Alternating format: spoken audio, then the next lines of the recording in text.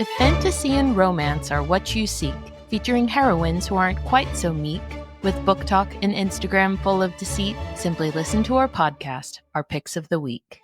It is my pick this week, These Violent Delights by Chloe Gong. It was a book. It was a little boring, but I am in the process of almost finishing it. I'm at like 87%. That's really close to the end. Yeah, and not much has occurred.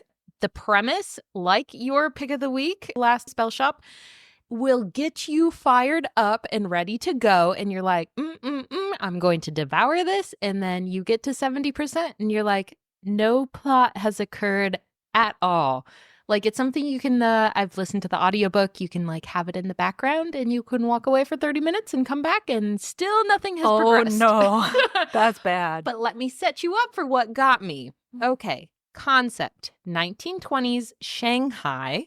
Oh. Yep, it's after the Opium Wars. Shanghai has been split up. Some of it is owned by like the Chinese, some of it's owned by the French, some of it is owned by the British, I'm pretty sure. So it's kind of like divvied up and, you know, that's the frame of what's happening. You also have the Communist Party who's like kind of like in there.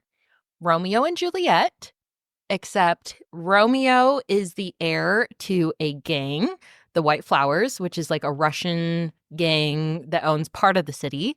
Juliet is the heir to the Scarlet Gang, which is the Chinese gang, rival gang. They own two halves of Shanghai. It's kind of a second chance romance because they were friends and like kind of a little bit something more in the past before the events of this